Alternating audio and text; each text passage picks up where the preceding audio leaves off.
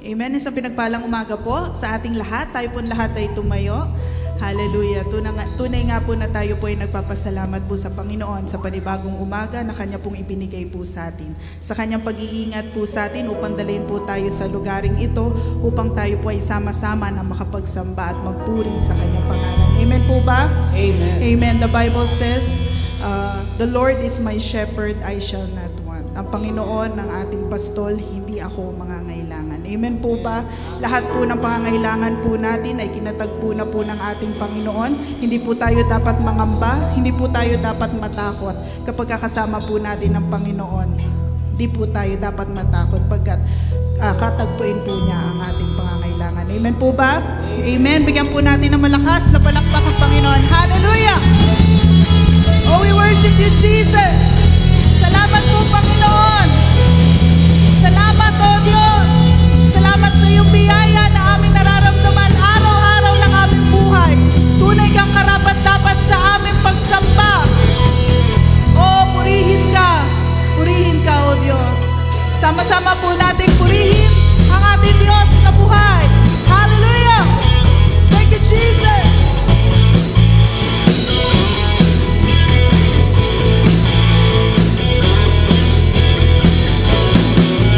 Nangangamba sa kawalan, pagpapala mo'y laging laan, di matatakot sa panganib, pagkat naririyan ka palagi, di matitinag sa pagsubok, ang pagsama mo'y tiyak at lubos, di mapipigil sa pag-awit, pagkat ikaw ay mabuti.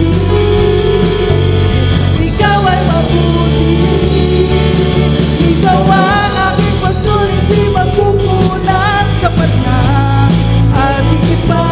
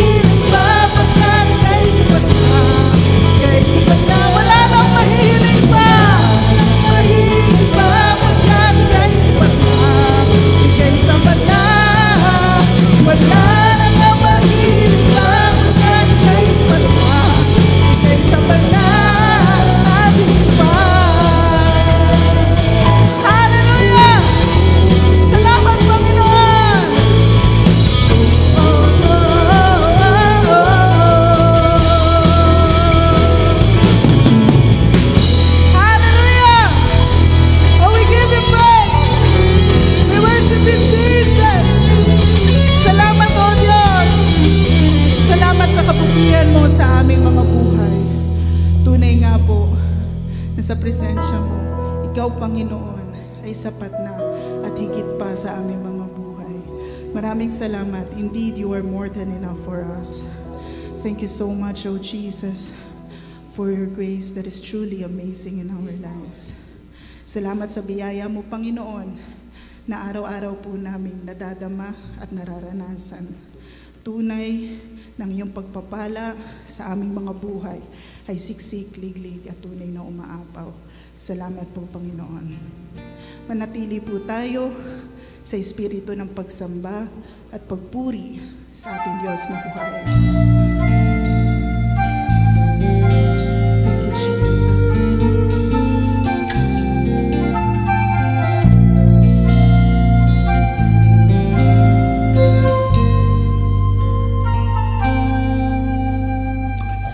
Kung mayroon lamang akong sanlibong buhay, hindi pagkakait lahat sa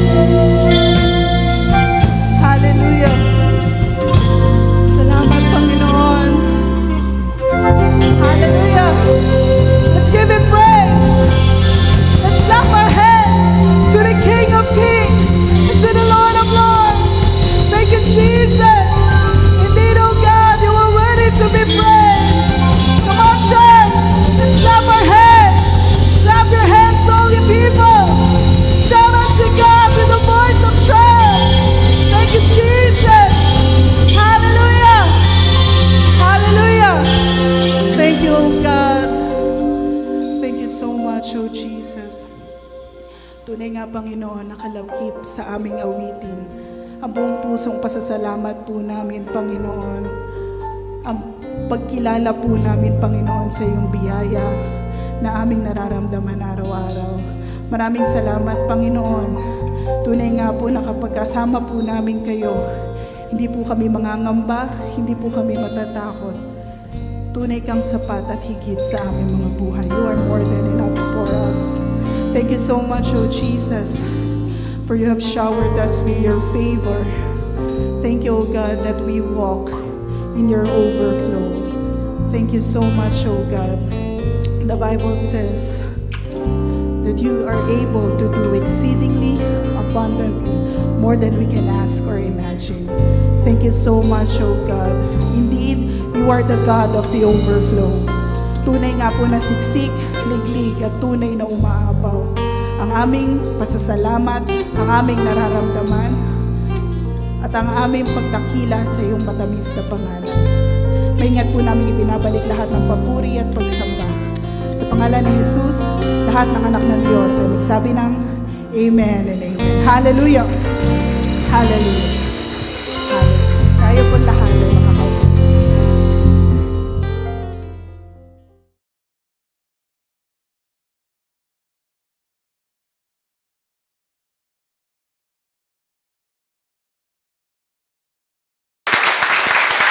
Let's clap our hands to the Lord. Come on, clap your hands. Thank you, Jesus. Everybody shout, praise the Lord. Praise the Lord. Hallelujah. Hallelujah. This is the day the Lord has made. We will rejoice indeed and be glad. How are you today? Are you Charito? Amen. Blessed and highly favored? Amen. Come on, everybody shout, I am Charito. I am blessed and highly favored. I am a child of God. Pakibati ang katabi ng 2 thumbs up. You are Charito. Blessed and highly favored of God. Do you believe that? Yes. We should, because the Bible says in Christ we are blessed and highly favored. Isang malakas na clap offering para kay Lord. Thank you, Jesus. Magandang umaga, mga kabiyaya. Magandang hapon, magandang gabi, o anumang oras nyo napapanood ang broadcast po na ito. At maging sa bawat isa na narito sa bulwagang ito, magandang araw po sa ating lahat. Ito ang araw na ginawa ng Panginoon. Tayo po'y magsasaya, maglilingkod at sasamba sa ating Panginoon. Ako po si Bishop Emmy. Ito po ang worship online ng The Lord's Community at EMI Community. Welcome po sa atin pong online worship service. If you are watching this broadcast for the first time, please like and follow us on Facebook. Over 100,000 people follow us on Facebook. Please join us and experience the difference. When you follow us on Facebook, don't forget to click the See First button and turn on your notification. And if not asking too much, and I know it's not, please subscribe to EMI channel at YouTube. Meron po tayong bago sa social media platform para po sa mga kabiyaya po nating TikTokers. Kasama nyo po si Bishop Emmy. Please follow Bishop Emmy on TikTok. Nuggets of Grace, pira-pirasong biyaya para po sa pang-araw-araw na pamumuhay. Paminsan-minsan, meron din pong paro-paro G. Bakit naman hindi? Sa hirap ng buhay, sa taas ng gasolina, at sa lahat ng presyo, kailangan po laging masaya. Dahil pag hindi, ang tataas ay ang presyon ng inyong dugo. Kailangan po happy lang. Sabi sa Bible, a merry heart doeth good like a medicine. Palakpakan po natin si Lord. Thank you, Jesus. Ang pinag-aaralan ko po ngayon ay ang paro-parong bukid, lilipad-lipad. Abangan po nyo dito sa TikTok. Follow Bishop Emmy on TikTok. Please prepare your communion elements because at the end of this message, we will together do a Holy Communion. Sama-sama, At sabay-sabay po nating idideklara ang bisa at kapangyarihan ng tinapos na gawa ni Kristo sa pamagitan po ng banal na komunyon. Ang katas ng ubas ay simbolo ng kanyang banal na dugo. Ang ostya ay simbolo ng kanyang bugbog na katawan. Sa pamagitan po ng kanyang banal na dugo, ang ating mga kasalanan ay pinatawad na. Sa pamagitan po ng kanyang bugbog na katawan, ang ating mga sakit ay pinagaling na. Kaya kung ikaw ay nanonood sa broadcast na ito at ikaw ay merong sakit, karamdaman, ikaw ay pinagaling na ng Panginoon. Ito ang araw ng iyong kagalingan. Sabihin po natin, today is my healing day. One more time. Today is my healing day. I believe that with all of my heart. The Bible says, out of the abundance of the heart, the mouth speaks. If you believe in your heart that today is your healing day and you declare today is my healing day, God honors faith at tanggapin mo ang iyong kagalingan, tanggapin mo ang iyong himala sapagat sa araw na ito, pinagaling ka na ng Panginoon. Let me also encourage you to worship the Lord with your offering. As it is written, honor the Lord with your wealth. Proverbs chapter 3, verse 9. At the latter part of this broadcast, we will let you know how you can easily give your offering. Palagi ko po itong sinasabi sa inyo tuwing linggo. Sana hindi po kayo napapagod ito marinig dahil hindi naman po ako napapagod. Palagi ipaalala sa inyo ito. Ng pagbibigay sa gawain ng Panginoon ay hindi po pagbibigay ng kontribusyon, hindi po pagbibigay ng donasyon, hindi po pagbibigay ng ayuda, lalo tigit, hindi po pagbibigay ng limos. Ang pagbibigay sa gawain ng Panginoon ay isang pagsamba. Genesis 22 tells us that giving is worship unto the Lord. That is why we ask you to worship the Lord with your offering, because the truth is you are not just watching a broadcast, you're worshiping the Lord with us, and giving is an integral part of your worship. The Apostle Paul writes, each man should give what he has decided in his heart to give, not reluctantly or under compulsion, for God loves a cheerful giver. 2 Corinthians 9:7. Palaging tandaan mga kabiyaya, walang maliit na halaga na hindi makakatulong. Lahat ng halaga, maliit man o malaki, ay mahalaga at makakatulong. Palaging tandaan, ang pagbibigay sa gawain ng Panginoon ay dapat bukal sa puso, kusang loob, at hindi napipilitan. Just to say this from our hearts here at EMI, thank you for giving to the Lord. Thank you for joining us online. Thank you for watching. Thank you also for inviting your friends and sharing this grace-filled and life-changing broadcast. Much, much appreciated. Before we dive into the pool of spiritual learning today, just to let you know, mga kabiyaya, meron po mga bagong nanonood sa broadcast po na ito. Kailangan nyo pong maunawaan na may mga binabanggit si Bishop Emmy na maaring naririnig nyo tuwing linggo. Dahil po, meron po mga new viewers ang ating pong broadcast. First time lang nila ito maririnig. Maaring kayo na mga regular na nanonood ng broadcast na ito, every Sunday nyo po ito naririnig. Pero para sa kaalaman ng ating mga baguhang nanonood, bago nagkaroon ng pandemya taong 2020, we have 6 services here at EMI. 6 a.m., 8 a.m., 10 a.m., 3 p.m., 5 p.m., and 7 p.m. Over 1,000 people come here in a given Sunday to worship the Lord. Alam niyo naman ang storya, nagkaroon ng pandemya. Pero unti-unti na pong bumabangon ang mundo mula po sa hagupit ng pandemya at pagkakadapa po nito. Ganun na rin pong nangyayari sa mga simbahang lokal. Unti-unti na pong nagiging normal at regular ang mga on-site and face-to-face worship services. Kaya naman, tayo po ay nasa level 1. Ibig sabihin, full capacity, mas maluwag, mas maraming upuan, more seats available. Baka naman maisipan mo nang magsimba. Malugod po namin kayong inaanyayahan to join us in one of our services here at EMI. Matatagpuan po ang EMI Center sa NLEX, Valenzuela Exit, Paso de Blas, Valenzuela City. We would like to extend this invitation to you. join us in one of our services. Ang amin pong schedule of services, 6 a.m., 8 a.m., 10 a.m., and 3 p.m. Come, join us, and experience the difference. Thank you so much for watching the broadcast. Thank you for joining us online. Maraming salamat din po mga kabiyaya sa lahat ang naparito sa bulwagang ito para sumamba. Palakpakan po natin si Lord. Thank you, Jesus. One last thing before we start our study today. Malugod ko pong inaanyayahan ang mga full grace pastors, leaders, church workers, and full grace learners. Magkakaroon po tayo ng Full Grace Pastors Conference 2022 on July 15, Friday, 7 o'clock p.m. with the theme, Boundaries. Do not go beyond your calling. To know your calling is one thing, but to serve your calling within the boundaries that God in His wisdom has set for maximum impact is another thing.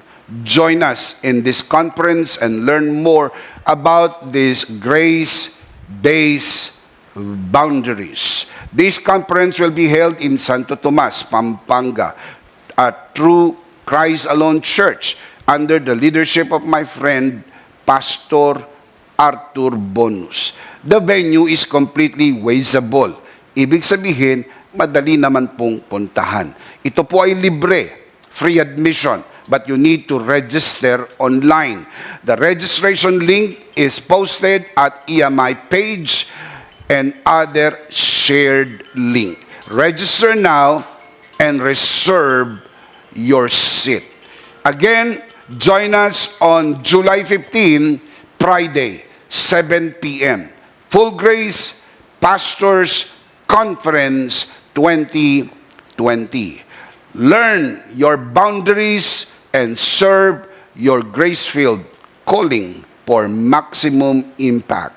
See you, my fellow grace pastors and full grace learners. Maraming salamat po. Palakpakan po natin ang Panginoon. We are going to continue our series, The Bible Explains, Part 50. Today, we're going to talk about the deep thoughts of God. Understanding the deep thoughts of God.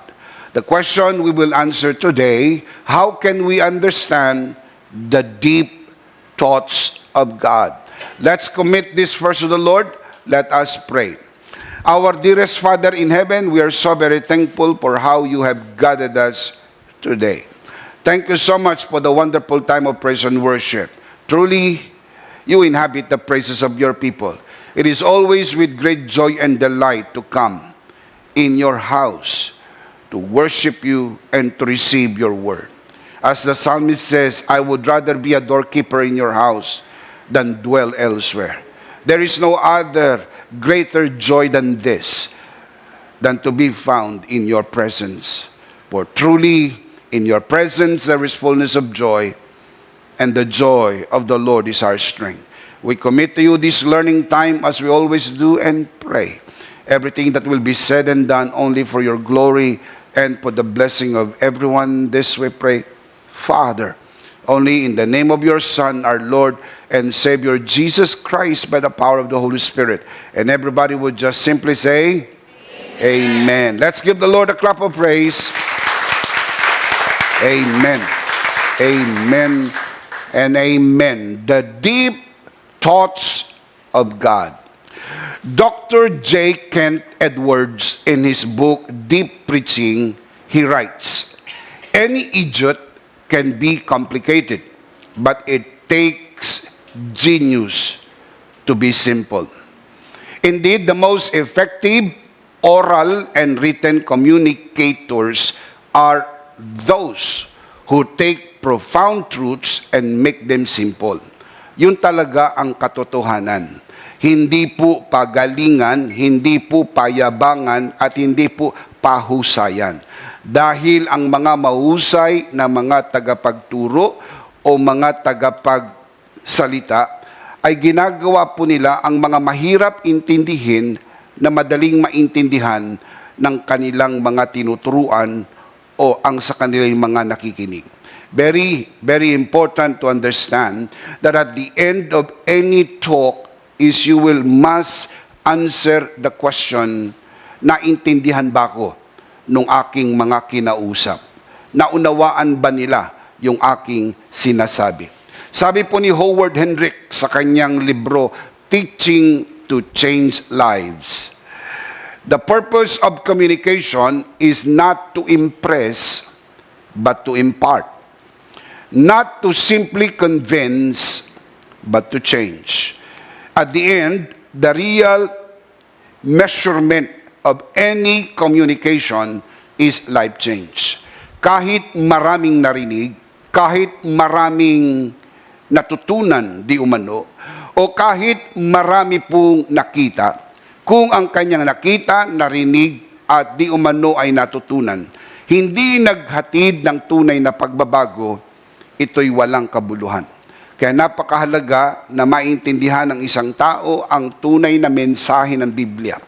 Ito ay mensahe ng tinapos na gawa ni Kristo sa krus ng Kalbaryo at ito po'y naghahatid ng tunay na pagbabago sapagkat ito ang kapangyarihan ng Diyos sa pagliligtas. Sabi ni Apostol Pablo, "For I am not ashamed of the gospel of Christ, for it is the power of God unto salvation." Kaya pag naituro ng tama ang message of the gospel of grace, kapag naituro at narinig ng mga tao, dadapuan sila ng pananampalataya, tatawag po sila, at pagtawag nila, sila'y maliligtas. At ito ang simula ng tunay na pagbabago. Layunin po ng communication, kapag ito ay kanila pong narinig, ang buhay ay mabago. Itaas ang kamay ng mga buhay na binago nang marinig nyo ang mabuting balita. Can I see some hands? Come on, can I see some hands? Palakpakan po natin si Lord. Amen. God in His deep thoughts has all the intention to make us understand Him to the point that He became man like one of us to better understand Him. Napakahalaga po ng ginawa ng Diyos. Ang Diyos ay nagkatawang tao, pumunta sa level po natin para maintindihan po natin siya. Kasi hindi tayo makapunta sa level niya. Siya ang pumunta dito sa level natin para magkaroon po ng communication. Dahil ang salita pong communication ay galing po sa ugat na salitang Latin, communis. Ang ibig sabihin po ay common ground. Communis, common ground. Meaning, you stand on common ground. Para maintindihan po natin ang Diyos, kailangan po niyang pumunta dun sa level po natin. Kaya sabi po ng John 1:1, "In the beginning was the Word, and the Word was with God, and the Word was God." John 1:14, "And the Word became flesh and dwelt among us. We beheld His glory, the glory of the only begotten of the Father, full of grace and truth." Ang Diyos nagkatawang tao. Maliwanag po yun sa 1 Timothy chapter 3 verse 16. "Great is the mystery of godliness. God was manifested in the flesh." Bakit po ito ginawa ng Diyos? Upang maunawaan po natin ang Diyos. Dahil hindi tayo makakapunta sa level ng Diyos, ang Diyos ang pumunta sa level po natin. Ang tawag dyan, communication. Communis, meaning common ground. Ang Diyos ay pumunta sa ating kapanahunan. 1 Peter chapter 1 verse 20.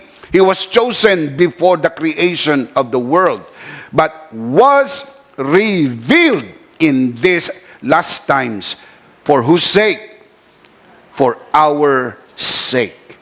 Ito'y alang-alang sa atin. For your sake, God became flesh. For your sake, for our sake, He came to us. Siya ang pumunta sa atin. Itong huling panahon, ang Diyos ang pumunta sa atin upang maunawaan natin ang magandang plano ng Diyos sa atin para ma-communicate ng Panginoong Hesus ang pag-ibig ng Ama sa atin. Sabi sa Biblia, for God so loved the world that He gave His only begotten Son, that whoever believes on Him should not perish, but have everlasting life. I-communicate po ng ating Panginoong Kristo ang pag-ibig ng Ama sa sangkatauhan sa pamagitan ng sakripisyong kanyang ginawa sa krus ng Kalbaryo. Ito ay alang-alang po sa atin. Bakit? Sapagat gusto ng Diyos ipakilala ang kanyang sarili sa atin. Unless God reveals Himself to us, there is no way we can know Him. He is beyond us. Lagpas siya sa isip natin. Lagpas siya sa kakayahan nating umunawa. Pero para maunawaan po natin ang Diyos, siya po ay pumunta sa ating panahon, siya po ay pumunta sa ating level sapagkat nais ng Diyos na maunawaan po natin siya. Yung malalim na kaisipan ng Diyos ay maiparating niya sa atin sa pamagitan po ng ginawa ni Kristo sa krus ng Kalbaryo. God is infinitely greater than our finite mind can comprehend. Ano sabi ng Isaiah 55:8 and 9?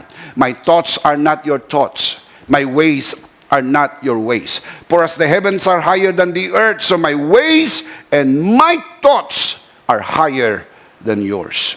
Ganito naman po ang sabi ni Apostol Pablo, Romans 11:33, oh, the depth of the riches of the wisdom and knowledge of God. Look at the next line. How unsearchable His judgments and His paths beyond tracing out. Lagpas sa ating kakayahang umunawa. Lagpas sa ating kaisipan. Pilit man nating unawain, hindi po natin kaya. Ang kaisipan ng Diyos ay katulad po ng karagatan.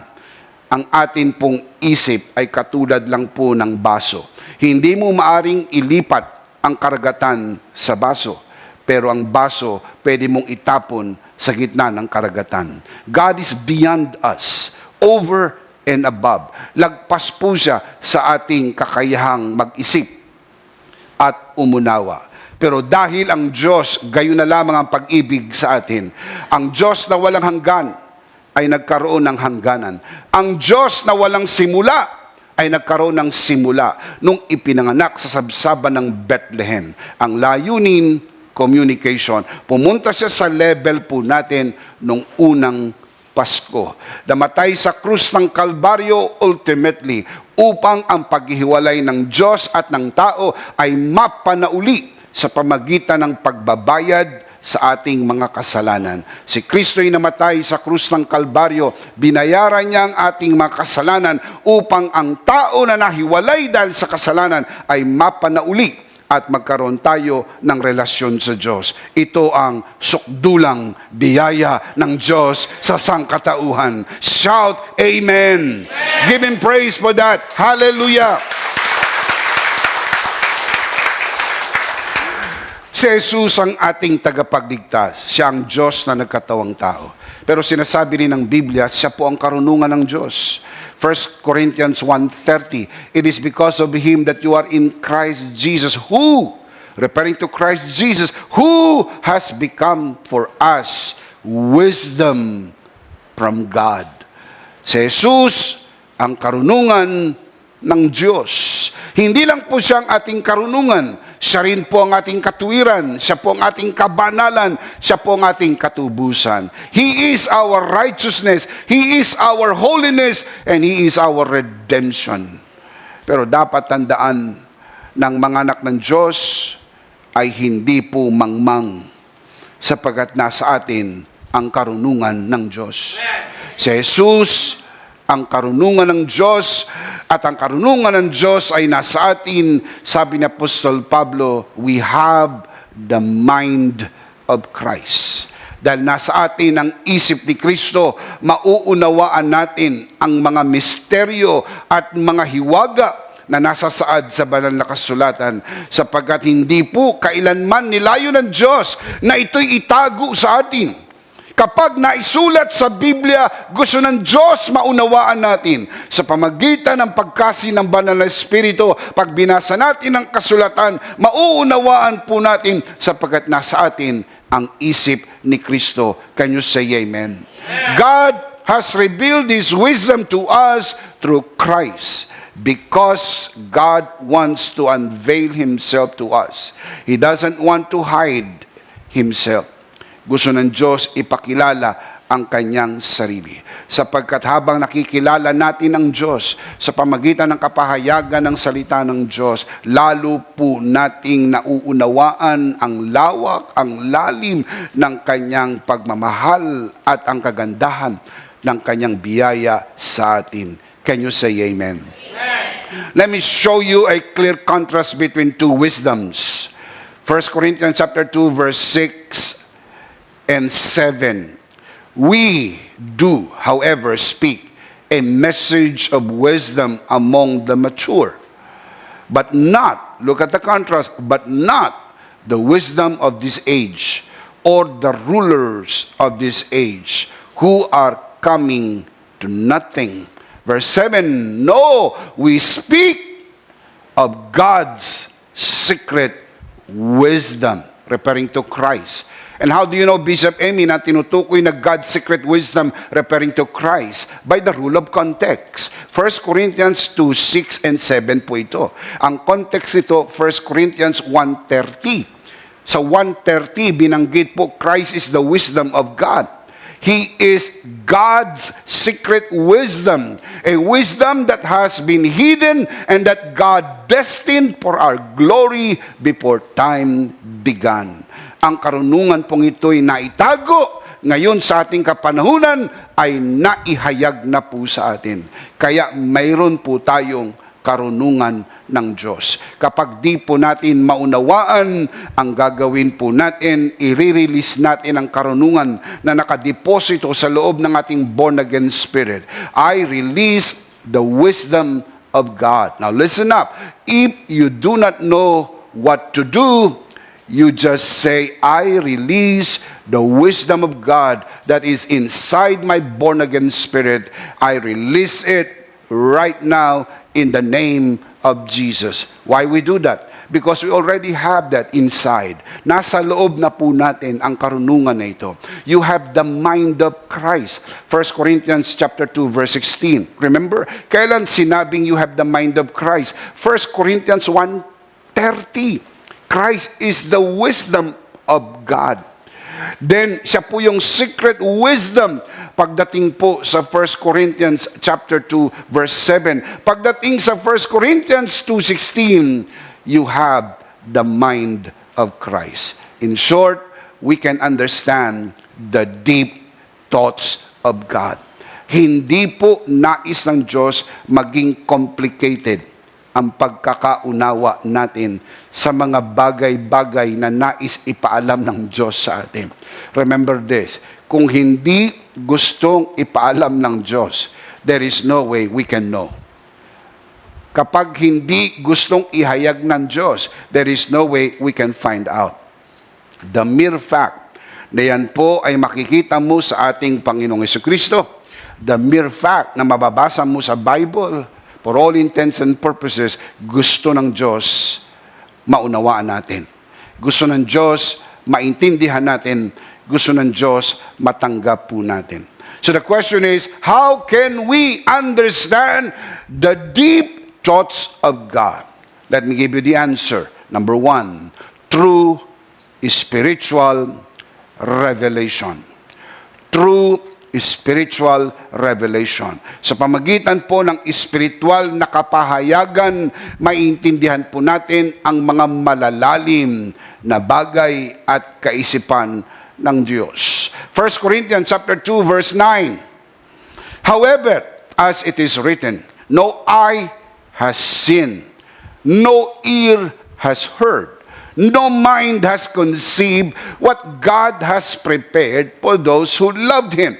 It means it's beyond the natural understanding. Hindi nakita ng mata, hindi narinig ng tainga, hindi pumasok sa isip ng tao ang mga bagay na inilaan ng Diyos sa mga umiibig sa Kanya. Mga bagay na inilaan ng Diyos para sa Kanyang mga anak. Now, look at verse 10. But, contrasting conjunction, but God has revealed it to us. Tell me how? By His Spirit. The word revealed there, apokalupto. God has unveiled to us. God has revealed to us. At ang paraan ng revelation ay spiritual revelation. The Spirit searches all things, even the deep things of God. Even the deep thoughts of God. Nauunawaan, naaarok ng Espiritu ang mga malalalim na bagay at kaisipan ng Diyos. At ito'y ipinapahayag sa atin sa pamagitan ng Espiritu. Mayroon po tayong Espiritu ng Diyos sa loob ng ating born-again spirit. Kapag wala sa iyo ang Espiritu ng Panginoon, ikaw ay hindi sa Panginoon at hindi ka born again. Sabi po ng Bible, ang isang ipinanganak na muli ay tinatahanan ng banal na Espiritu. You become the new habitation of God. You become the temple of the Holy Spirit. The Father lives inside you. The Lord Jesus lives inside you. The Holy Spirit lives inside you. The Triune God lives inside you. And you become God's new habitation. You have the wisdom of God inside you. The word deep comes from the Greek word bathos, meaning profundity. Mga mahirap maunawaan, mystery. Kahit mataas ang pinag-aralan, maraming degree sa likod ng pangalan, and yet when they read the Bible, they cannot understand. Kahit ikaw ay mala Nicodemo, mataas ang pinag-aralan, sinabi ni Jesus, you must be born again. Kamot ng ulo. At ang sabi, paano ma-born again? Papasok ba uli sa tiyan ng ina at lalabas sa ikalawang pagkakataon? Mantak mong maisip pa niya yun? Samantalang alam ninyo, for all intents and purposes, that is impossible. Hindi pwedeng pumasok uli sa sinapupunan ng ina at ilabas ng ikalawang pagkakataon. And yet, dahil hindi niya naiintindihan ang hiwaga ng pahayag ni Jesus, ang sabi niya, how can a man be born again when he is old?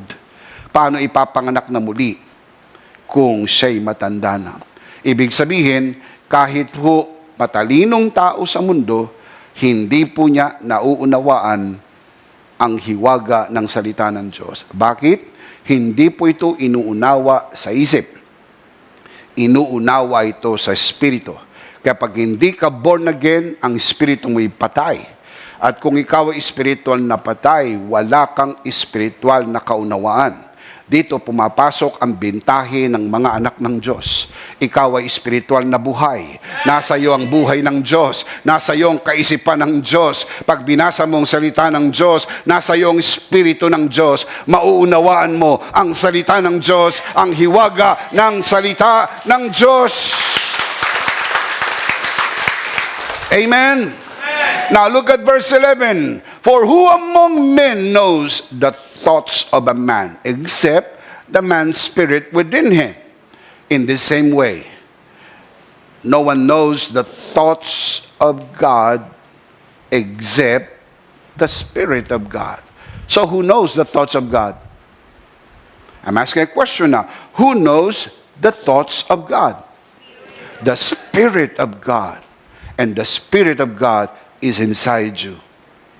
So you can know the deep thoughts of God. Pwede mong malaman ang malalim na kaisipan ng Diyos. Ipapahayag ito sa iyo ng Espiritu ng Panginoon. Only the Holy Spirit knows the thoughts of God. Look at verse 12. We have not received the spirit of the world, but the Spirit who is from God. Strangely, sa verse 11, the Holy Spirit knows the thoughts of God. Pagdating sa verse 12, we receive the Spirit, not of the world, but the Spirit of God, that we may understand, powerful, that we may that we may naturally know. in our mind, from spirit into our mind, from spirit into our soul, so we can understand what God has freely given us. Itong sukatan. Kung natanggap mo ang kapahayagan ng Espiritu ng Panginoon, malinaw na malinaw sa iyo ang mga libre na ibinigay ng Diyos sa iyo, walang bayad, dahil binayaran ni Kristo sa krus ng Kalbaryo. Shout Amen! Shout Amen! And how do you know that you can understand the deep thoughts of God? You can understand what is freely given you. The word freely given, charizomai, from the root word charis, meaning grace, freely given. Pag hindi mo naiintindihan ang mga libre, binayaran ni Kristo sa krus ng Kalbaryo para sa iyo, hindi mo pa naiintindihan ang malalim na kaisipan ng Diyos. Dahil ang malalim na kaisipan ng Diyos ay ipinahayag na po sa atin. Binayaran ni Kristong lahat sa krus ng Kalbaryo, libre, biyaya ng Diyos, magpakailan-kailan pa man. Shout Amen! Give Him praise, give Him praise, give Him praise! Come on! Hallelujah! The purpose of the Holy Spirit is to make us understand what God has freely given us through the finished work of Christ. Ang iba naiintindihan, ang libre lang daw ay ang pagpunta sa langit. Hindi nila naiintindihan kung ano nilalaman ng binayaran ni Kristo sa krus ng Kalbaryo. The finished work of the Lord Jesus not only guarantees your destination, but also it includes the journey.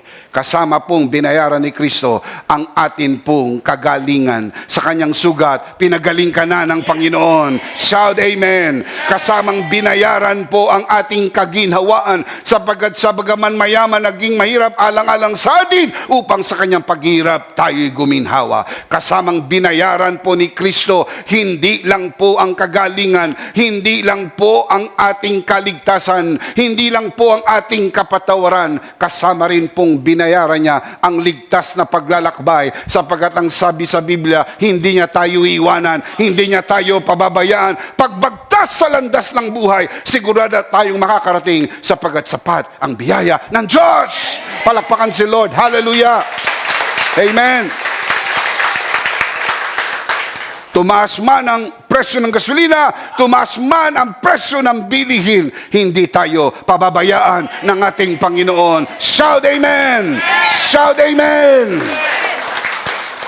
And how do we know? Bishop, how do we know? It is by the Spirit.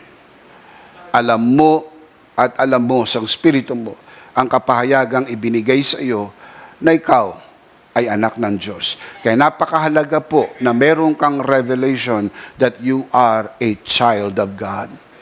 Are you sure that you are a child of God? Everybody say, I am a child of God. I am a child of God. Are you sure? Are you very sure? Taas ang kamay ng sigurado siya, anak siya ng Diyos. Palakpakan si Lord. Amen. The ministry of the Holy Spirit is to highlight Christ and His finished work that provided us everything for free. Yan po ang gawain ng Holy Spirit. Ang gawain ng Holy Spirit is Christ-centered. Finished work focus. I'll show you the verse to prove that.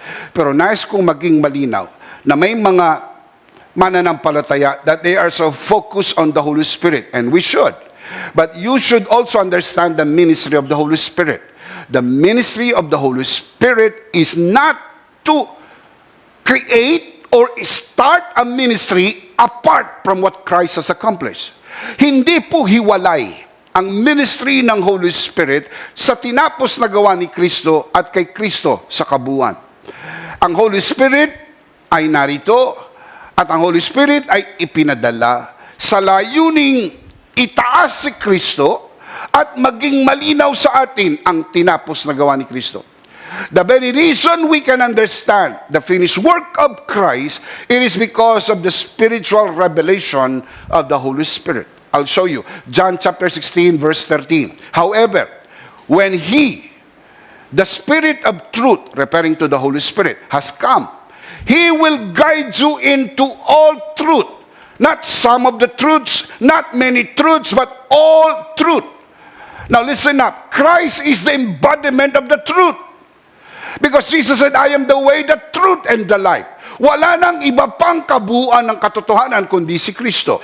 The Holy Spirit will lead you into all truth. For He, the Holy Spirit, will not speak on His own authority.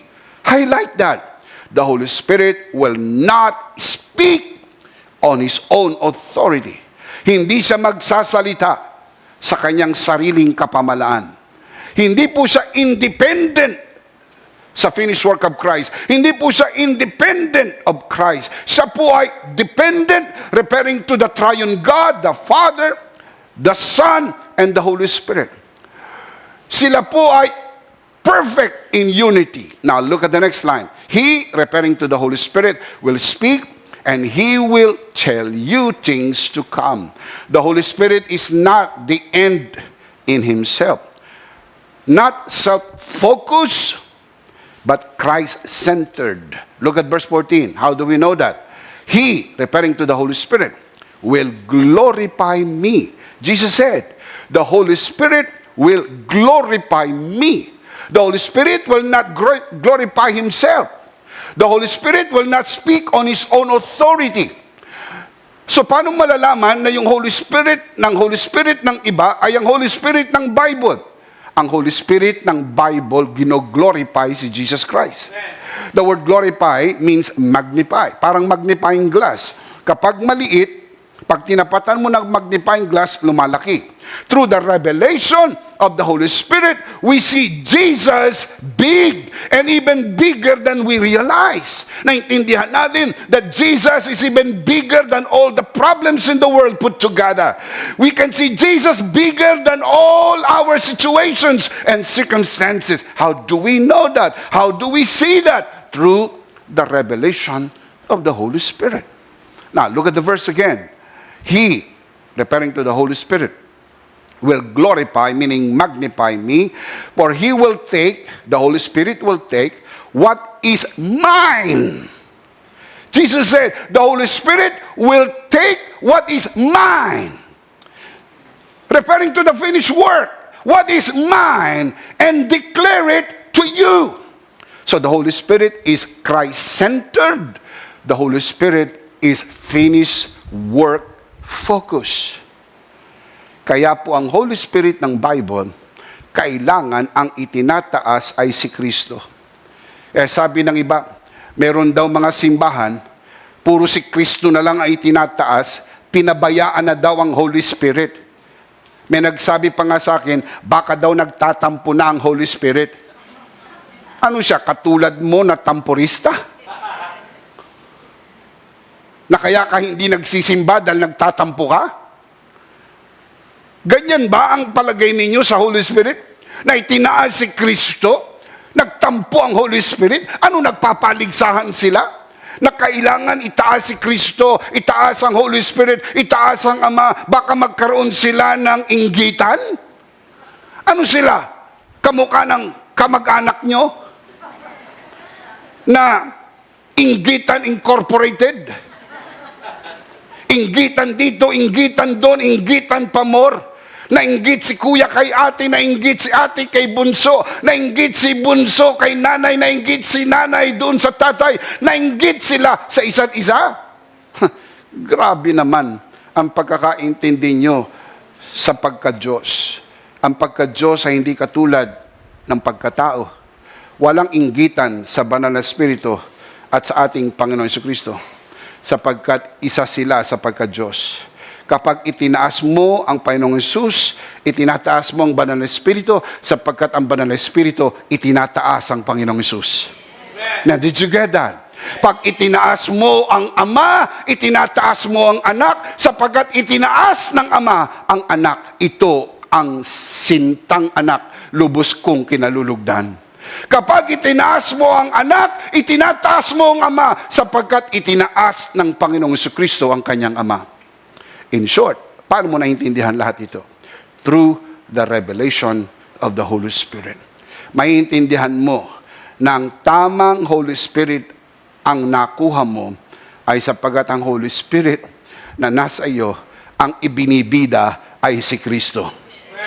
Si Kristo lang ang bida. Hindi ikaw ang bida. Kaya huwag kang kontrabida. Palakpakan muna natin si Lord. Amen. Now, having said this, maliwanag na po sa atin na ang Holy Spirit ay Christ-centered and finished work focus. Yan ang Holy Spirit ng Bible. When the Holy Spirit comes, He will magnify me and He will take what is mine and revealed it to you. At sinabi rin ni Apostle Pablo na intindihan natin what is freely given us through the Spirit. Kaya naintindihan mo na ikaw ay magaling na, ikaw ay malusog, malakas, masigla, pinagpala, pinaburan. Bakit? Sapagkat ipinahayag na sa iyo ng Banal na Espiritu, pinagpala ka na, pinaburan ka na, tsarito kang totoo, anak ka ng Diyos. Shout Amen. Palakpakan si Lord. Amen. Now, lahat ng sinabi ko sa inyo ay introduction pa lang. Kung inakala nyo ako'y nagbibiro, hindi po ako nagbibiro. Dahil sa totoo lang, gusto ko i-share po sa inyo ang 3 halimbawa ng spiritual revelation. Let me share with you 3 examples of spiritual revelation. So that at the end of this talk, malinaw na malinaw sa atin. Pag uwi po natin, yun pala ang spiritual revelation. Let me share this with you. Itong mga bagay na ito, hindi mo maintindihan apart, hiwalay sa spiritual revelation. Kahit matalino ka, kahit college graduate ka, kahit may master's ka, kahit ikaw ay may doctorate degree, hindi mo ito maintindihan. Unless, listen up, unless it is revealed to you by the Holy Spirit. Number 1, the divinity of Christ. To know Christ's divinity is an absolute spiritual revelation. Kahit anong talino mo, hindi mo makikita ang pagka-Diyos ni Kristo, malibang ipahayag ito sa iyo ng Diyos. Matthew 16:13, following verses. When Jesus came to the region of Caesarea Philippi, He asked His disciples, "Who do people say the Son of Man is?" Verse 14, they replied, "Some say John the Baptist. Others say Elijah. And some say Jeremiah or one of the prophets." May tumama ba kahit isa? Wala. Ano sabi ng mga tao tungkol sa anak ng tao? Ano sabi ng mga tao tungkol sa anak ng tao, referring to himself? Sabi ng iba, siya ay si John the Baptist. Sabi ng iba, siya ay si Elijah. Sabi ng iba, siya ay si Jeremiah. Natatanungin ko kayo, ano ang pagkakatulad ng 3 ito? Lahat sila ay propeta. Kaya naubusan sila ng pangalan, kaya sabi nila, isa sa mga propeta. Wala na silang maisip na pangalan. So sabi nila, one of the prophets. Walang tumama. Parang ngayon din. Si Jesus ay mabuting tao, si Jesus ay mabuting guro, si Jesus ay role model. At merong religion ngayon, ang pagkakilala kay Jesus siya isang propeta, pero hindi anak ng Diyos, hindi Lord, hindi Panginoon, hindi Diyos. Siya ay propeta lang. In fact, siya yung lumang propeta, meron ng bagong propeta. Siya yung lumipas na propeta, meron ng bagong propeta. Mga kapatid, walang tumama kahit isa. Bakit? Sapagkat para makilala mo si Jesus, ito ay kapahayagan sa iyo ng Diyos. Now, look at verse 15. "But what about you?" He asked. "Who do you say I am?" Simon Peter answered, "You are the Christ, the Son of the living God." Tama ang sagot? Tama. You are the Christ, the Son of the living God. Statement of Christ's divinity. You are the Christ. Ho Christos to huios suntos to teo. You are the Christ, the Son of the living God. The Christ. Ho Christos. Not a Christ, not one of the Christs there. The only Christ, the one and only Christ, the Son of the living God. Not one of the sons, the only Son of the living God. Statement of Christ's divinity. Now, look at verse 17. Jesus replied, "Blessed are you, Simon, son of Jonah, for this." Ano yung tinutukoy niyang this? Yung binanggit po ni Peter, doon po sa verse 16. Ano yung binanggit niya sa verse 16? Can you go back there? Simon answered, "You are the Christ, the Son of the living God." Now look at verse 17. This, what you have just said, Simon, what you have just uttered, what you have just declared, this was not revealed to you by man, flesh and blood. Apokalupto, not unveiled to you, not given to you, not revealed to you by man. But, now look at that line, but my Father in heaven. Para makilala mo ang pagka-Diyos ni Kristo.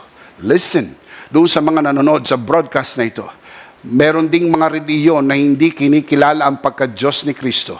Bumabasa rin po sila ng Biblyang mayroon tayo. Pero bakit hindi nila makita ang pagka-Diyos ni Kristo? Ang dami-daming talata sa Bible ng pagka-Diyos ni Kristo. Pero ba't di nila makita? Sapagkat para makita mo ang pagka-Diyos ni Kristo, kailangan ipahayag ito ng Ama sa iyo.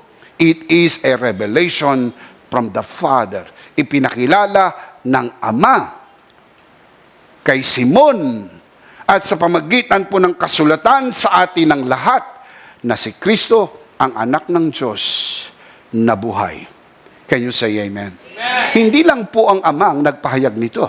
Maging ang banal na Espiritu, ipinapahayag ang pagka-Diyos ni Kristo. 1 Corinthians chapter 12 verse 3. Therefore, I tell you that no one who is speaking by the Spirit of God says, Jesus be cursed. And no one can say, Jesus is Lord. Jesus is curious, except by the Holy Spirit. You can only say, Jesus is curious. Jesus is curious. Jesus is Lord. Yung curious po rito, sa original writing, ay nasa capital letter na kappa. Curious. Meaning, God. Hindi po Hepe, hindi po Sir, hindi po Panginoon nang tinutukoy ay tao lang. Hindi po Lord, small letter L, kundi Lord, capital L, Curious, capital kappa. Why? Because it refers to God. Kapag ang tinutukoy tao lang, pwedeng tawagin, my Lord. Di ba? Yung mga high people, they call them, my Lord. Mga tao lang po yun. Small letter L. Lord.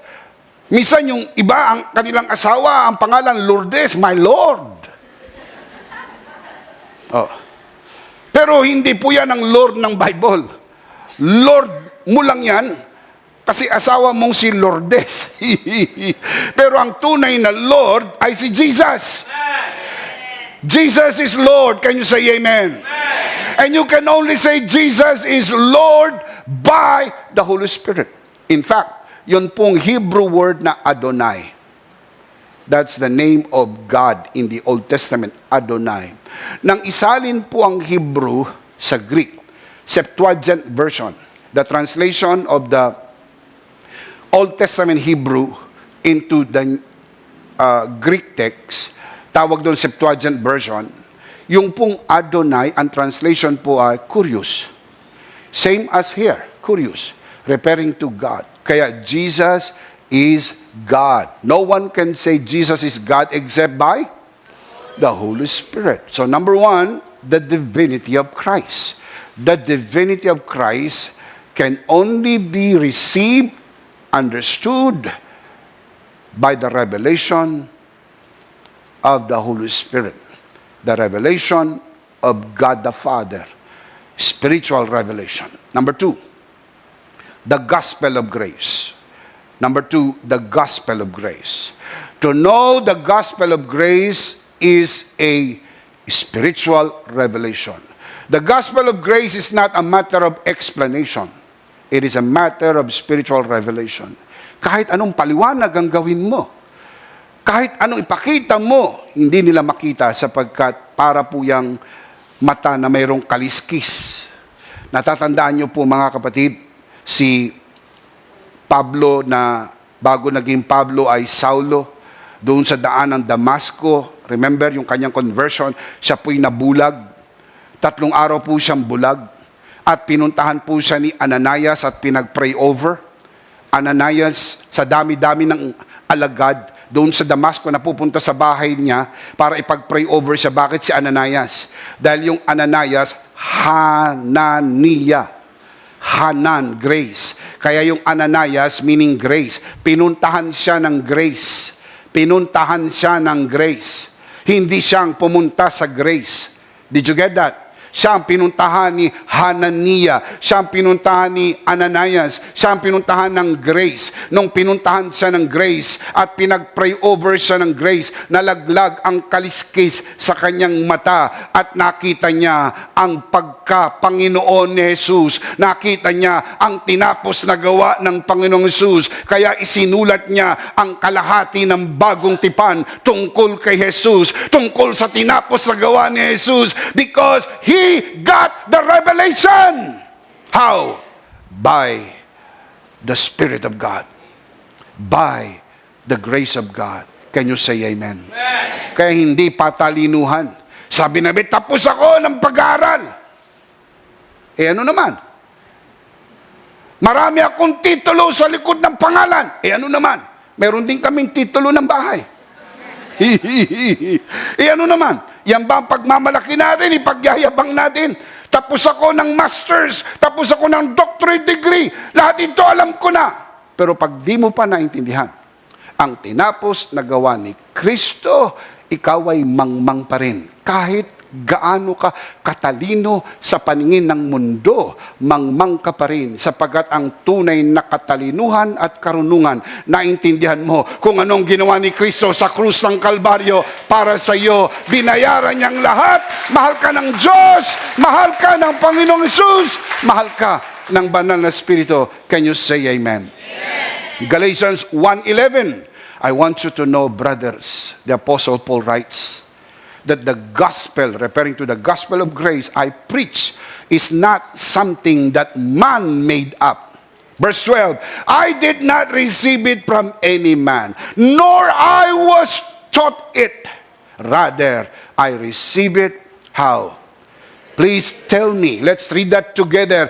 I receive it, how? By revelation from Jesus Christ. Para maintindihan ang Panginoon Kristo, revelation from the Father, revelation from the Holy Spirit, para maintindihan mo yung tinapos na gawa ni Kristo sa makatidbaga ang mabuting balita. It is the revelation of Jesus Christ. God, through His Son Jesus, will reveal to you what Christ has accomplished on the cross. Apocalypsis. The gospel of grace is not one man-made. Not man-made, not man-given, not man-taught. It is God-given through revelation. Kaya kita ninyo, hindi yan ipinakikipagtalo.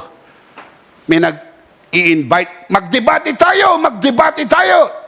Nag-PPM sa akin, yung mga gigil na mga pastor. Magdebate tayo. Online, broadcast, panoorin sa buong Pilipinas. Tignan natin kung sino ang tama. Ang sabi ko, magdebate kang mag-isa mo. Bakit?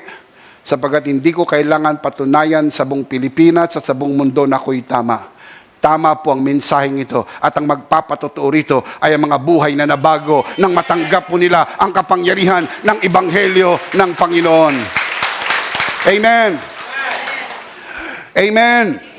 Sapagkat ang prueba, ang Ebanghelyo ay nakapagbabago ng buhay ng tao. Anumang ebanghelyo na hindi makakapagpabago ay walang kabuluhan. Kwentong kotsero, kwentong barbero. Pero ang ebanghelyo na matanggap mo at ang buhay mo'y nabago, hindi na katulad ng dati. Yan ang ebanghelyo ng biyaya ng Diyos. Palakpakan si Lord. Amen. The gospel of grace is a revelation. Unless the Lord reveals it to you, there is no way you can understand it. It is absolutely pointless to debate with spiritually dead people. Pwede ka ba makipagtalo sa patay? Puntahan mo yung patay, makikipagtalo ka? Oh. Hindi. Pag sumagot yung patay, patay ka. Kasi hindi ka pwede makipagtalo sa patay. Pilit mong ipinapaunawa yung nakita mo doon sa bulag. Hindi niya pwedeng makita yung nakita mo. Hindi niya pwedeng maunawaan yung naunawaan mo.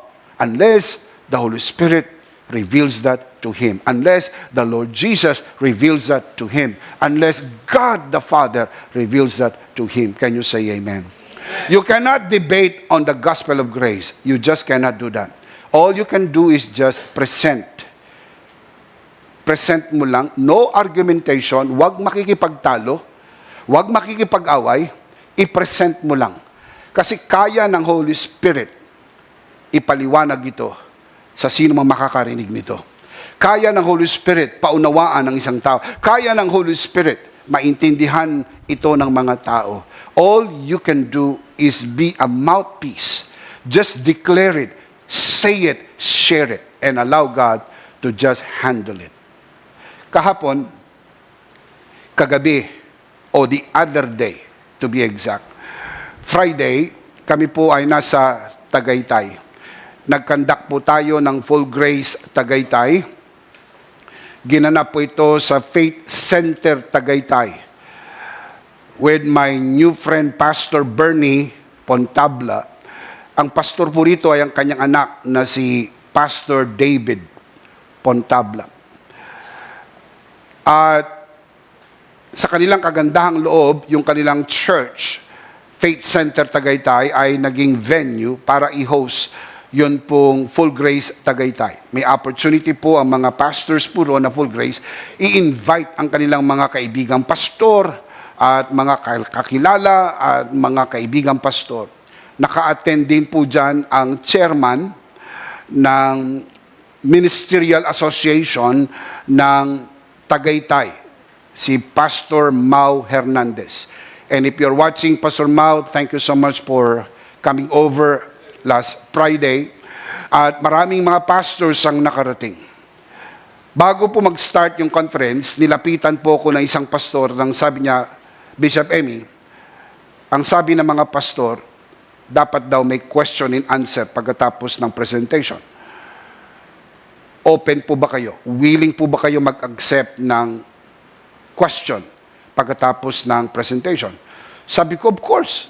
Of course. Kung meron pa silang tanong, ako ay sasagot sa mga tanong. Cutting the long story short, pagkatapos po ng presentation, pagkatapos po ng pagtuturo, tumayo na po yung MC, si Pastor David, yung pastor po ng Faith Center, at pinapanawagan kung sino ang may katanungan, magtaas ng kamay. Sinong may katanungan, pumunta sa harap, magtanong. Narito si Bishop Emmy, sasagutin ang inyong katanungan. Nag-aantay kami. Nag-aantay kami. Wala namang nagtataas kahit isa. Pero bago magsimula yung conference, marami silang tanong. Nagpasabi na nga na marami silang itatanong. Pero pagkatapos po, wala nang tanong. Kaya sabi ng MC, sinong may tanong? Wala. Ang sabi ng MC, sinong may sagot?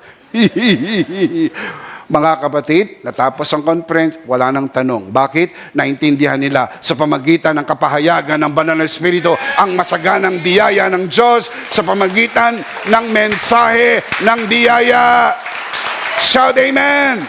Shout amen!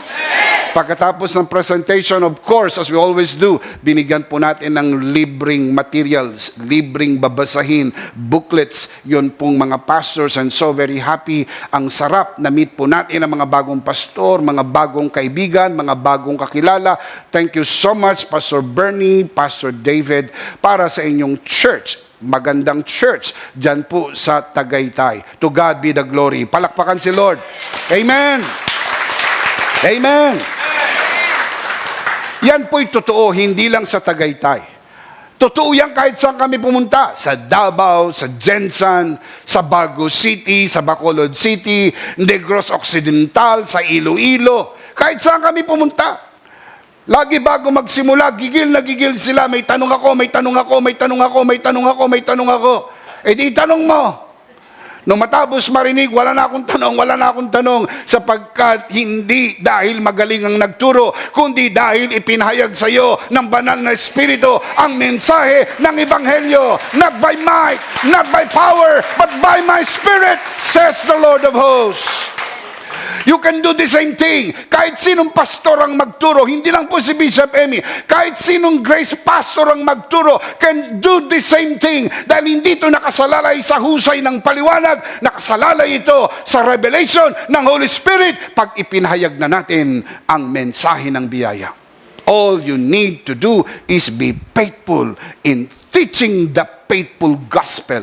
Pero para maintindihan nila, it's none of your business. Pagkatapos mong ipahayag, step back, atras ka na, panoorin mo na ang hindi mo kayang gawin ay magagawa ng banal na Espiritu, because it is the power of the Holy Spirit. Shout amen. The gospel of grace is a revelation. The Apostle Paul calls it the message of the cross. The gospel of grace. I want to say that again. The message of the cross. The gospel of grace. 1 Corinthians 1:23. But we preach Christ crucified. What is that? The finished work of Christ. The message of the cross. The gospel of grace. Now look at this. We preach Christ crucified. Number one, a stumbling block to the Jews. Number two, foolishness to the Gentiles. Kaya hindi po popular ang ating message. It's okay. It's okay. But our message is very powerful because it is the power of God unto salvation. Can you say amen? The gospel of grace is not religiously and intellectually acceptable. Para po sa mga Hudyo, very religious, they reject it. Para sa mga Gentiles, para sa mga Greeks, known as very intellectual people, they reject it. It's okay. No worries. Hindi po ito politics, hindi po ito popularity contest, hindi po ito paramihan. Sabi na iba, kung kami mali, ba't mas marami kami kaysa sa inyo? Exactly. Mas marami talaga ang mali. Sabi ng Bible, maluwang ang pintuan, maluwang ang daan patungo sa kapahamakan, marami ang pumapasok doon. Makipot ang pintuan, makipot ang daan patungo sa buhay, kaunti lang ang pumapasok doon. Kaya hindi ho yan paramihan. Mapalad, kahit kaunti, basta natanggap ang tamang mensahe ng biyaya ng ating Panginoon. Palakpakan si Lord. Amen. Amen. The Apostle Paul calls them the enemies of the cross. Look at Philippians chapter 3, verse 18. For as I have often told you before, and now I say again, even with tears, many live as enemies of the cross of Christ. I call them enemies of grace. Laban talaga sila. Ayaw talaga nila. Nilalabanan po talaga nila. I tell you, this is very powerful. Very powerful message. Kahit saan ka pumunta, pagdala mo ang tamang mensahe, mapagpapala ang mga tao, mapapalaya ang mga tao. On the other hand, galit ang dyablo, kaya lalabanan po niya ang mensahe. Look at Acts 13:43. When the congregation was dismissed, many of the Jews and devout converts to Judaism followed Paul and Barnabas, who talked with them, look at the next line, and urged them to continue in the grace of God.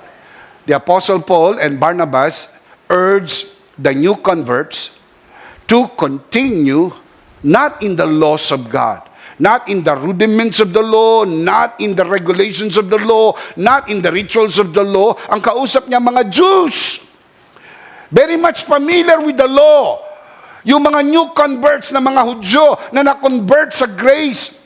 The Bible says, the Apostle Paul and Barnabas urged them to continue in the grace of God. Look at the next verse, verse 44. On the next Sabbath, meaning after 1 week, almost the whole city, many people, almost the whole city gathered to hear the word of the Lord.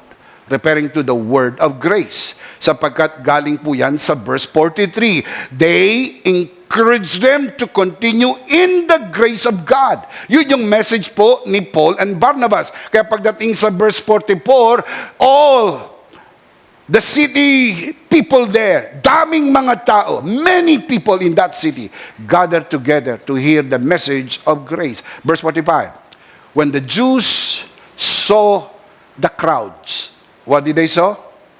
The crowds, many people. They were filled with what? Envy. Inggit. Inggit pamor. Nainggit ang mga nakakita, daming tao. Daming nanonood. Ang dami. Nainggit sila. And talk abusively against what Paul was saying. Kanila pong nilabanan, kanilang siniraan, kanila pong inaway sa Apostol Pablo at ang mensaheng kanyang dala, the message of grace. Enemies of grace will spread rumors against you and against what you preach because they are envious. Naiinggit po sila. Kaya huwag po kang magpa-apekto kasi ang tawag po dyan, poison envy. Yun pong naiinggit. Di ba merong poison ivy? Meron ding poison envy. Nilaso na ang kanilang kaisipan, nilaso na ang kanilang damdamin ng inggit. Kaya nilabanan nila si Pablo, nilabanan nila yung mensahe ni Pablo. Sapagkat nainggit sila sa maraming lugar na napupuntahan ni Pablo, sa maraming taong naabot ni Pablo, sa marami pong mga bagay na nagagawa, sa mga isinulat ni Pablo na nababasa ng marami, sa mga conferences, seminars, at mga conventions na ginagawa ni Apostle Paul, saan man siya pumunta, ang mga tao'y pumupunta upang makinig ng mensahe ng biyaya. Bakit? Sapagkat hindi mo kayang talunin ang biyaya ng Panginoon. Palakpakan si Lord. Amen. Thank you, Jesus. Remember this. Rumors can make you hate an innocent person. But be circumspect and get to know the person on your own and make up your own mind. The one spreading the rumors may be the one you must avoid. Mga kapatid, maraming mga tao ang naninira sa mensahe ng biyaya. Dahil hindi nila kaya, sinisiraan naman nila. Yun pong mga nagdadala ng mensahe ng biyaya. And only to realize, pag na-meet na po natin sila, ay hindi pala totoo yung mga sinasabi nila. Hindi pala totoo yung paninira nila. Sapagkat nagkaroon na sila ng personal encounter with the message and even with the messenger. Kaya wag po tayong mapanghinaan ng loob. Kung meron po mga kaaway ang biyaya na walang ibang gawa, kundi manira at siraan ang mensahe at siraan ang mga mensahero. Don't worry. Hindi po kayang daigin ang biyaya ng Diyos. Palakpakan si Lord. Amen. Amen. Now let's see them again. Spiritual revelation. Ito po ang halimbawa ng spiritual revelation, and the only way you can understand this. Number one, the divinity of Christ. Number two, the gospel of grace. Now let me close. Number three, the identity of the believers. The identity of the believers. You are not what other people say you are. You are not what you think you are, and you are what God says you are. Remember this. I am what the Bible says I am. I have what the Bible says I have. I can do what the Bible says I can do. That is exactly who you are and what you are, as God says you are. How did you become a child of God? Paano ka ba naging anak ng Diyos? Paano ka naging anak ng Diyos? John 1:12. Yet to all who received Him, and to those who believe in His name, He gave the right to become what? Children of God. Now look at verse 13. Children born not of natural descent, nor of human decision, or a husband's will. Meaning not natural. Becoming a child of God is not natural. Now look at the next line. But, contrasting conjunction, but born of God. Born of God meaning born again. And how did you become born again? How did you become born again? John 3:6, flesh gives birth to flesh. But, contrasting conjunction, but the Spirit, referring to the Holy Spirit, gives birth to spirit. Born again is not by natural means. Born again is by spiritual means. Can you say amen? And how do you know that you are truly born again and that you are now a child of God? By the revelation of the Holy Spirit. Romans chapter 8 verse 16. The Spirit Himself testifies with our spirit that we are God's children. Come on, look up here, look up here, look at the text. The Spirit, referring to the Holy Spirit, Himself testifies with our spirit, human spirit, the born-again spirit. Testify. The Holy Spirit tells your born-again spirit that you are His child. Kaya alam mong anak ka ng Diyos. Hindi pwedeng hindi mo alam. Pag hindi mo alam, malamang hindi ka nga anak ng Diyos. Pero wag mag-alala, pwede kang maging anak ng Diyos. Hindi mo ito napapanood by accident. Kung hindi ka pa anak ng Diyos, bago matapos ang broadcast na ito, will give you the opportunity to receive Jesus and become a child of God. Pero hindi ka anak ng Diyos dahil ang tatay mo ay pastor, tatay mo ay obispo, o ang tatay mo ay Kristiyano. Hindi po. Maraming anak ang Diyos, pero wala siyang apo. Hindi ka apo ng Diyos. Ang pagiging anak ng Diyos ay personal. You have to receive Jesus. And you can only receive Jesus by the gospel. You can only receive the gospel by the Holy Spirit. The moment you receive Jesus, you become a child of God. And how did you become a child of God? Not by human way, but by the Spirit. And how do you know that you are truly born again? By the revelation of the Holy Spirit. Can you say amen? So, what if you are God's children? Ano naman kung mga anak kayo ng Diyos? Aber? Ano naman yan? Ibig sabihin ba, pag anak kayo ng Diyos, mas mababa ang presyo ng gasolina? May discount ba kayo pag anak kayo ng Diyos? Mas mura ang gasolina? What? So what if you are God's child? Does it matter? Nagmamatter po ba kung anak ng Diyos o hindi? Nagmamatter po ba? It does. Now, look at verse 17. Look at verse 17. Saan galing ang 17? Sa 16. Very good. Galing na nasa 16 tayo.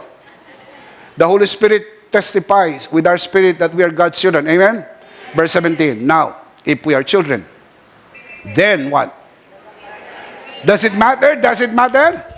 Now, if we are children, then we are heirs. Heirs of God, co-heirs with Christ. If indeed we share in His sufferings, yung suffering po dyan, hindi kahirapan at karamdaman. Suffering po dyan, persecution. Hindi ka pwedeng pagdusahin ng Diyos sa pagdurusang binayaran na ni Kristo sa krus ng Kalbaryo. Amen? Kapag nakakita kayo ng suffering po sa New Covenant, ang tinutukoy po niya ay persecution, trials and tribulation. Pero hindi kasama ang kahirapan at hindi kasama ang karamdaman sapagkat yan ay binayaran ni Kristo sa krus ng Kalbaryo. We share in His sufferings in order that we may also share in His glory. Verse 18. Look at verse 18. Look at verse 18. Now, if we are God's children. Now, look at verse 18. I consider that our present suffering are not worth comparing with the glory that will be revealed in us. May mga pagsubok po ba? Yes. Tinatanong ko kayo, may mga pagsubok po ba? Yes. May pag-uusig po ba? Yes. May mga pagkutsa po ba? May mga kaaway ba ng biyaya na nangaaway po sa atin? Yes, pero sabi ni Pablo, lahat yan ay hindi po maikukumpara sa kalulatiang naghihintay sa atin. Sa piling ng Diyos, magpakailan-kailan pa man. Shout amen! Shout amen! Shout amen! Shout amen! Hallelujah to the Lamb of God! Amen! Heirs of eternal life, co-heirs with Christ, and now what we will receive in the presence of God and everything that we have suffered on this side of life, sabi ni Paul, not even worth comparing. Anong tawag ni Apostol Pablo sa mga pagsubok ng buhay? 1 Corinthians 4:17, for our light and momentary troubles, magaang at pansamantala. Kaya huwag mag-give up. Huwag mag-give up. Pansamantala lang ang presyo ng gasolina. Sa langit, hindi ka nagagamit ng gasolina. Amen. Light and momentary troubles are achieving for us an eternal glory. Oh, I like this one. That far outweighs them all. Them referring to the troubles. Okay, it's okay. This can only be true if you receive a revelation from the Holy Spirit that you are His child. Malinaw na po ba sa inyo na anak kayo ng Diyos? Alam niyo po ba kung saan lahat ng galing ito? Galing po sa verse 16. The Spirit Himself testify with our spirit that we are God's children. Taas ang kamay ng siguradong anak siya ng Diyos. Come on, let me see hands. Taas ang kamay ng mga siguradong anak ng Diyos. Palakpakan natin si Lord. Amen. Amen. Now let's see them again. 3 examples of spiritual revelation. When I say this, there is no way you can understand this apart from the revelation given to us by God. Number 1, basahin natin. Number 1, the divinity of Christ. There is no way you can understand the divinity of Christ. There is no way you can understand that except by the revelation, spiritual revelation. Number 2, the gospel of grace. There is no way you can understand the gospel of grace. There is no way you can understand the gospel of grace except by spiritual revelation. Number 3,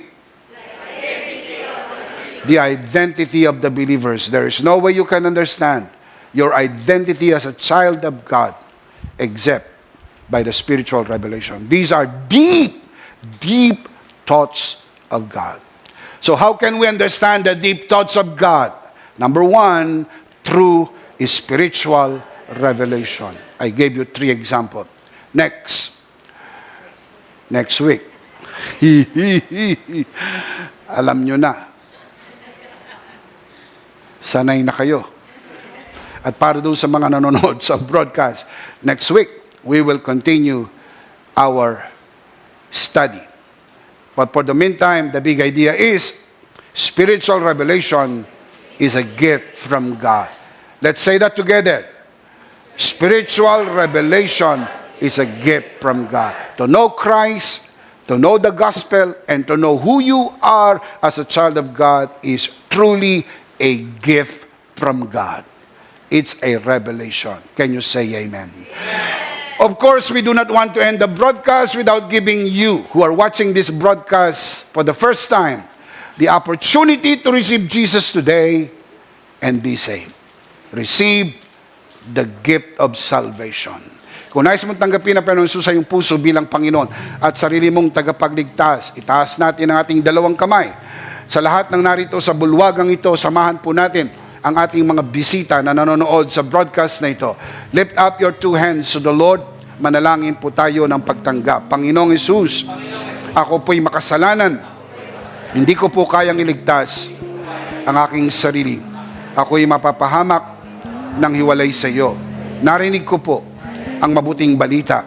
Ako po'y naniniwala.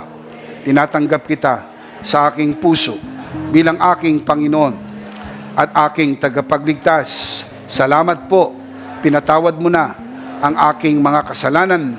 Isinulat mo na ang aking pangalan sa aklat ng buhay. Sa pangalan ni Jesus, Amen. Ako na lang po mananalangin, Ama, sa oras na ito. Sino mang sumunod sa panalangin ng pagtanggap, itinataas ko po sa iyong harapan na sila'y lumago sa biyaya at sa bagong natagpo ang pananampalataya. Sa pangalan ni Jesus, tayo po'y magsabing, Amen. Palakpakan si Lord. Hallelujah. Ihanda po natin ang ating mga sarili. Tayo po'y darako sa banal na komunyon. Kunin niyo po ang inyong communion elements and let's do this together, mga kabiyaya.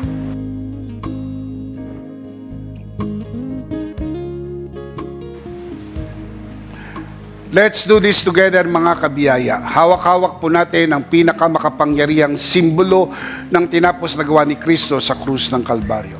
Ito ang aral na tinanggap ko sa Panginoon at ngayon naman ay binibigay ko sa inyo.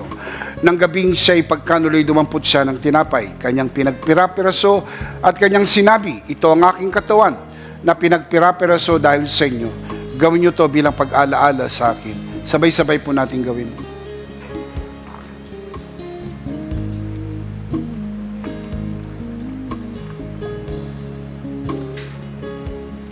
Ganyan din naman matapos maghapunan ni kanyang hinawakan ng saro at kanyang sinabi, ito ang saro ng bagong tipan na pinagtibay ng aking dugo. Gawin niyo to bilang pag-alaala sa akin. Sabay-sabay po natin gawin. Ati po itaas ang atin pong dalawang kamay at sumunod po tayo sa panalangin ito. Aming Ama, maraming salamat po sa aming Panginoong Jesucristo. Panginoong Jesucristo, maraming salamat po sa iyong banal na dugo na iyong itinigis sa krus ng Kalbaryo. Dahil po dito, lahat ng aming kasalanan ay iyon ang pinatawad. Maraming salamat po sa iyong katawan na nabugbog at nasugatan. Dahil po dito, lahat ng aming sakit ay iyon ang pinagaling. Gaya ng nasusulat sa iyong mga sugat, ako'y magaling na. Ako'y naniniwala. Ako'y magaling na. Aking idinideklara. Ako'y magaling na. Ako'y malusog, malakas, masigla, pinagpala, pinaburan, at mabubuhay ng mahaba.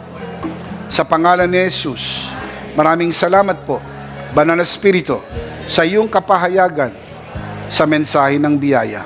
Sa pangalan ng Panginoong Jesus, Amen. Amen. Palakpakan si Lord. Amen. Amen. Sabay-sabay, minsan pa, malakas. Ano po ang ating big idea? Spiritual revelation is a gift from God. One more time. Indeed, it is a gift from God. Last of all, let me speak to your heart, you who are watching this broadcast for the first time. If this broadcast has blessed you, and if not asking too much, I would like you to bless this ministry with your love offering, so that together we can reach the world with a message of full grace. And from the bottom of our hearts here at EMI, we would like to say, thank you for giving to the Lord. We'll see you next Sunday, purposely on site, but definitely we'll see you again online. Ako po si Bishop Emmy. Kasama po si Pastora Jo at ang kabuuan ng The Lord's Community at EMI Broadcast. Maraming thank you. Stay a bit for more announcement.